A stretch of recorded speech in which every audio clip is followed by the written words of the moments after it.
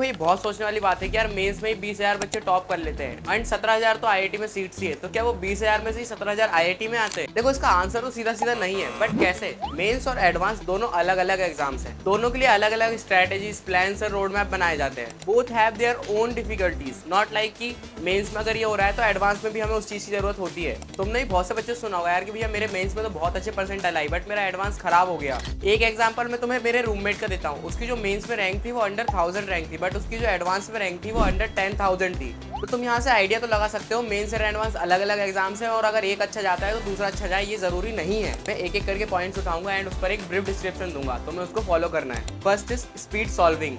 देखो तुम्हें जैसा पता है पैटर्न में 75 क्वेश्चंस आते हैं जो तुम्हें 3 घंटे में सॉल्व करने होते हैं। पर सब्जेक्ट 25 क्वेश्चंस आते हैं। अभी अगर पर्टिकुलर तीनों सब्जेक्ट में बात करें तो केमिस्ट्री में तो ये होता है कि बहुत से क्वेश्चंस जो होते हैं वो 2 मिनट में या 1 मिनट में ही सॉल्व हो जाता है, एंड अगर तुम चाहो तो 40 मिनट में पूरा केमिस्ट्री का पेपर खत्म कर सकते हो। इसमें बात करेंगे तो कुछ क्वेश्चंस केमिस्ट्री ऐसे होते हैं जल्दी सॉल्व हो जाते हैं, या फिर ऐसा होता है कहीं कहीं एक छोटा सा कॉन्सेप्ट लग रहा होता है, बट उसमें भी कई क्वेश्चंस ऐसे होते हैं जिसमें एक मल्टीपल कॉन्सेप्ट का क्वेश्चन फंसा दिया जाता है जिसमें तुम फंस जाते हो। तो तुम्हें मिनिमम 1 घंटा तो देना पड़ता है पूरा सॉल्व करने के लिए। एंड अगर मैथ्स से बात करें तो कई सारे क्वेश्चंस आते हैं जो बहुत ही ज्यादा कैलकुलेशन मांगते हैं, बहुत ज्यादा लाइक कॉन्सेप्ट मांगते हैं, तो मैं उसमें प्रॉपर टाइम देना होता है। तुम यहाँ से सोच सकते हो कि अगर मुझे पूरा पेपर सॉल्व करना है तो मेरी स्पीड सॉल्विंग बहुत डिपेंड करती है। बाकी अगर एडवांस से बात करेंगे तो कोई भी पैटर्न फिक्स नहीं होता है, बट जनरली तुमने देखा होगा एक सब्जेक्ट के 17 क्वेश्चन आते हैं जो तुम्हें 1 घंटे में सॉल्व करना होता है, एंड अगर उसमें से तुम 8 से 10 क्वेश्चन भी कर देते हो तो तुम्हारा एक लाइक आईआईटी में सिलेक्शन पक्का हो जाता है। अब अगर एक तुम रेशियो बैठा के चलो तो 1 घंटे में 10 क्वेश्चन, मतलब अगर तुम 6 मिनट में एक क्वेश्चन कर रहे हो और उसमें भी कई क्वेश्चन ऐसे होते हैं जो बहुत ही ईजी होते हैं, डायरेक्ट 2 या 3 मिनट में ही सॉल्व हो जाता है, तो तुम उसका टाइम बचाकर अगले क्वेश्चन में दे सकते हो। तो यहाँ पर क्या डिफरेंस था?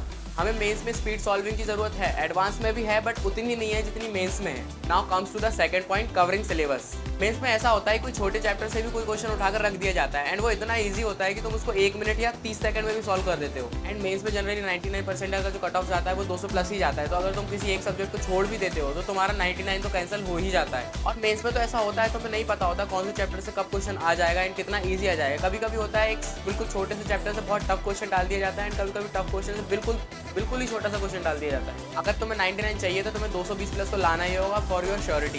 एंड अगर यही एडवांस से बात करेंगे तो सिलेबस कवर करना उतना डिपेंड नहीं करता, क्योंकि यहाँ पर तो कुछ फिक्स चैप्टर्स होते हैं जिनसे क्वेश्चन आना ही आना है। ये हो सकता है कि शायद उससे टफ आ जाए, बट अगर उससे टफ आ रहा है तो वो किसी और चैप्टर से इजी देगा जो तुमने करा होगा। यहाँ पर डिपेंड करता है कि तुमने जितने भी चैप्टर्स किए वो मेरे इतने अच्छे हो, अगर उससे कोई क्वेश्चन आ रहा है तो मैं उसे छोड़ू ना। There have a difference of quality and quantity.